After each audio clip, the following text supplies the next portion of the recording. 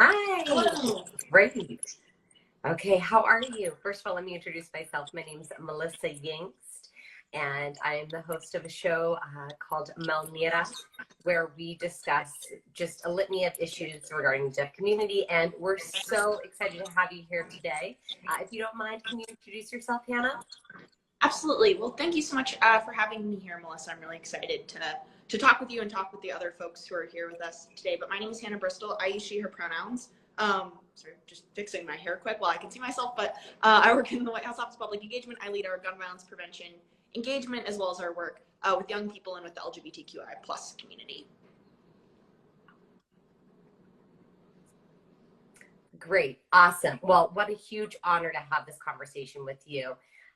And I shared on my Instagram stories that I quite possibly may talk about some, topics about gun violence prevention. And I limited today. So I do realize that. And I'd like to start off asking you some questions. First of all, and this is for others, but including myself, just truly understand.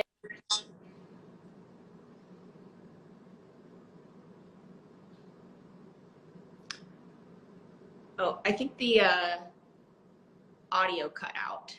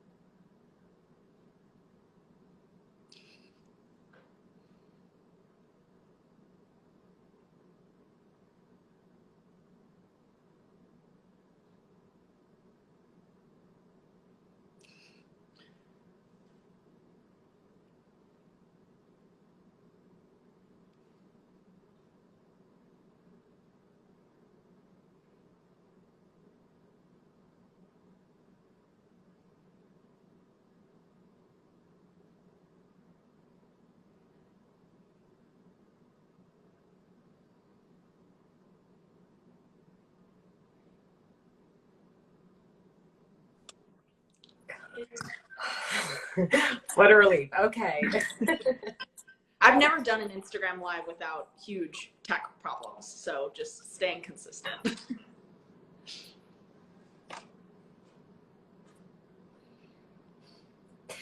That's true. Very true. It's something that, being with technology these days, we have to be ready for the unexpected, right? Yep. Okay, anyhow, where were we? Oh, okay. So wanting a better understanding of exactly what this executive order entails, one that was just signed off by the president. Yeah, that's such a good question. And so there's a couple of things moving in terms of the gun violence prevention space. So the president actually has signed 21 different executive actions to reduce taken 21 different executive actions to reduce gun violence since we took office. And we've been steadily rolling out these actions. But there are also certain things that only Congress can do, which is why we needed to make sure there was congressional action for something like the Bipartisan Safer Communities Act, which the president signed, and we had a commemoration ceremony a couple weeks ago where he gave a big speech about that bill and about other actions we're taking to prevent gun violence. So, there's a difference in terms of authority for what the president can do, what Congress can do. There's some other actions like banning assault weapons, which is another one of the things that only Congress can do. And that bill is currently in front of Congress, and we just issued a statement of administrative support for it this afternoon. And the president has some other calls that he's been doing for Congress, things like requiring background checks for all gun sales, closing the dating violence restraining order loophole, and banning the manufacture or sale or possession of unserialized ghost guns. So that's the difference between, I feel like people are hearing about executive actions, hearing about the bill, and that's where these two things live. Okay, so the Safer Communities Act here, that's separate from the gun violence executive order. Is that right? Am I understanding that accurately? Yeah, it's not necessarily an executive order, but executive actions that are being taken. And then there's the Bipartisan Safer Communities Act, which is legislation from Congress.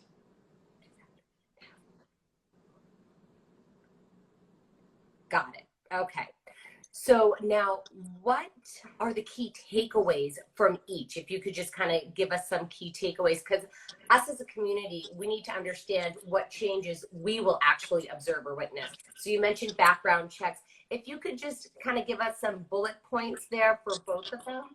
Yeah, absolutely. So for the executive actions, there are a few categories. So some of it is focused on keeping dangerous weapons and repeat shooters off our streets. So that's things like a rule on ghost guns, which are unserialized guns.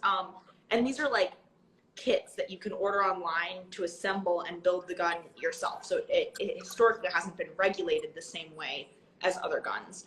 We also have rules to better regulate when devices marketed as firearm stabling braces basically turn pistols into shot-barreled rifles. So these are things that make it so that weapons are actually regulated like weapons when people are able to do some at-home construction.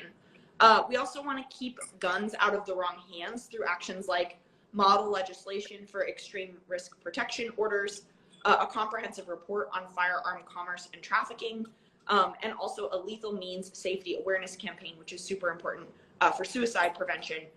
And all of these things help make sure that we're better making sure that guns are not in the wrong hands. We also are making progress to reduce community violence through the American Rescue Plan funding, changes to 26 different federal agency programs, and also through a White House Community Violence Intervention Collaborative. So, this is really making sure that we're looking at community violence and addressing some of the root causes of gun violence. We want to address the root cause of gun violence also through investments in workforce development, in reentry programming for formerly incarcerated people, and through support for survivors of domestic violence and sexual assault. And then the last big pillar of actions that we've taken is focused on providing law enforcement with tools and resources that they need to reduce gun violence. So those are some of the categories in these 21 executive actions that the president has taken that we're able to take our authority there. And then the bipartisan safer. I'm sorry, Hannah. I missed that last part. Act, which is the legislation. Hannah, I'm sorry. I just missed that last part. Can you say that again? Yeah. Did you catch the root causes of gun violence part? Yes. So right after that, I think. Okay, so the last piece was providing law enforcement with the tools and resources they need to reduce gun violence. So that's the executive actions that we've taken, the 21 executive actions that the president has taken. The Bipartisan Safer Communities Act is the bill that Congress signed. It's the first major piece of gun violence prevention legislation in the past 30 years. It's really historic legislation, and so many survivors and advocates were so instrumental in getting to this point and making sure we could pass this legislation. And some key provisions of that is that it provides funding for crisis intervention and extreme risk protection order laws so that a parent, a teacher, or a counselor can flag for a court that a child, student, or patient is exhibiting violent tendencies, threatening classmates, or experiencing suicidal thoughts that make them a danger to themselves or to others. It also requires young people under 21 to undergo enhanced background checks before buying a gun, which is incredibly important because, we see with a lot of these mass shootings that the shooters are like 17, 18 years old. So raising this age will help with that. It closes what's called the boyfriend loophole, so that if you're convicted of an assault against your partner, you can't buy or own a gun. And it also includes the first ever federal law that makes gun trafficking and straw purchases explicit federal crimes. So this is focused on trafficking and the supply of guns. It clarifies who needs to register as a federally licensed gun dealer and who has to run background checks before selling weapons. It also invests in anti-violence programs that work directly with the communities most at risk of gun violence. And then the last piece is that invests vital funding in the youth mental health crisis, providing trauma, including focused on the trauma experienced by survivors of gun violence.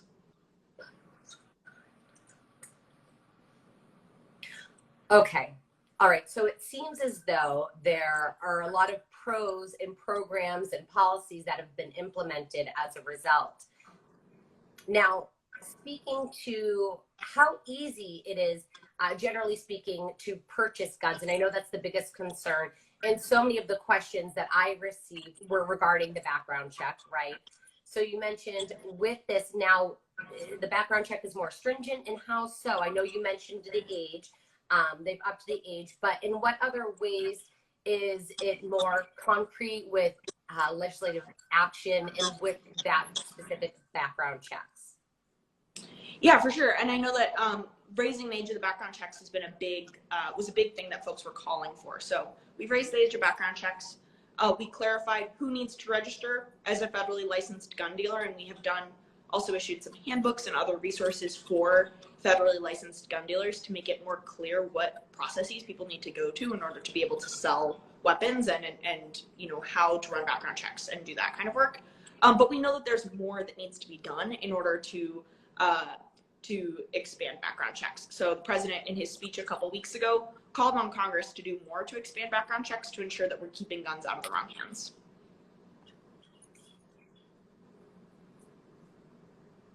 Okay.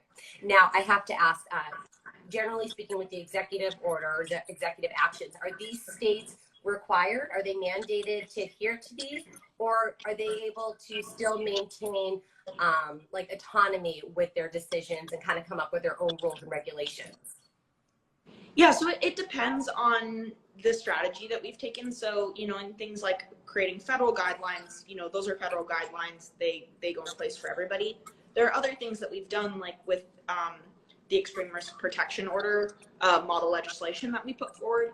That is like model legislation that we are sharing with states that requires state action to take. So there's a range of avenues, from things that happen in states to things that happen federally, and things that happen in Congress and things that happen through executive action in terms of how we are able to take action here.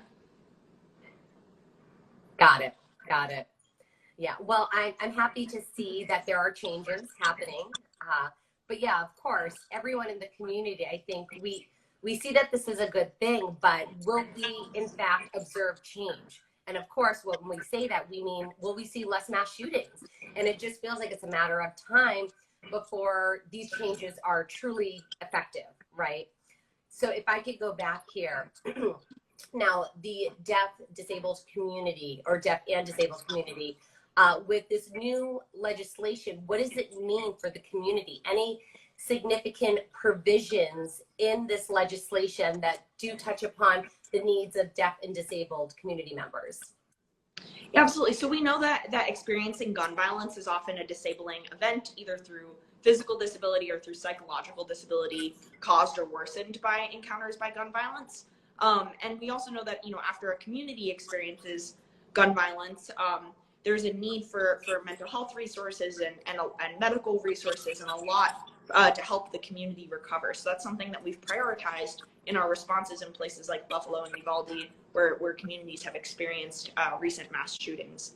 The Bipartisan Safer Communities Act also invests in mental health resources for survivors of gun violence and provides more for folks to be able to recover from the trauma that they have experienced as part of this.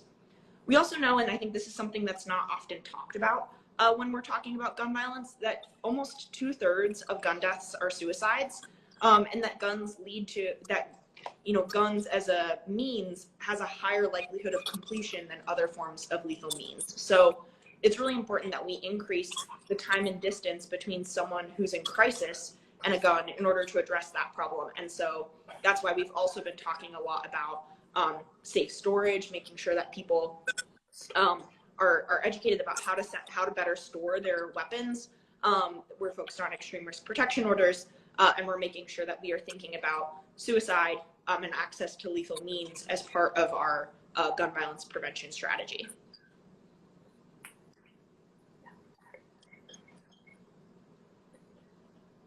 Got it.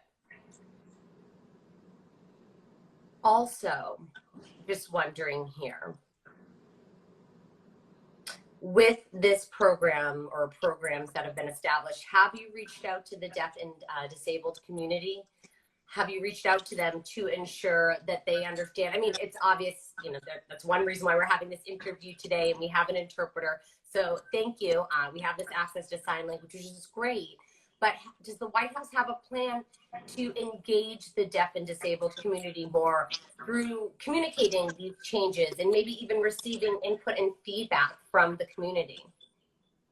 Yeah, absolutely. So I have a colleague who actually who connected us, who leads our engagement on disability, and she has calls pretty frequently where there's interpretation. And I've joined those calls like once every month or so every time we've had a major announcement related to gun violence prevention, to be able to provide updates, and there's interpretation on those calls as well. But I think we're always open to feedback for how we can do more. Open to policy recommendations. Our door is open to figure out how we can continue to work together to better serve the deaf community, to make sure that we are advocating for better policies. And so if folks have ideas, or if you have ideas, like, I would encourage you to reach out and always share that with us. Okay, and so would that be you, Hannah? Do we just reach out directly to you for that? Yeah, me and Emily, yeah. Okay. All right. Then I'll make note of that. I'll put that in the blurb so that people know that they can follow up with more of that engagement. I hope to see more deaf, deafblind, deaf disabled individuals just engaged in this type of dialogue and conversation. It's really important for us to be aware. During these times with politics, we often see it and then we kind of just brush it aside and we keep moving forward, and we don't really have a true understanding of what's what.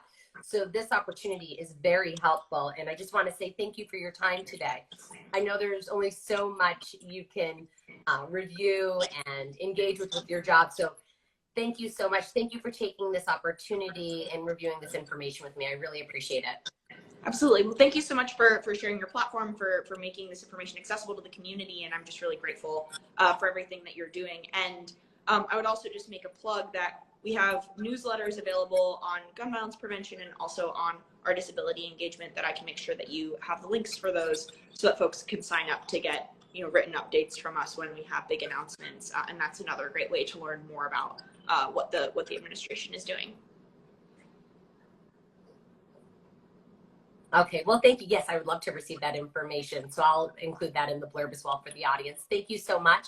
And hopefully this is the first of many conversations that we'll have in the future with the White House. So thank you so much for what you do with the public engagement. Appreciate it. Absolutely. Thank you. I'll talk to you later.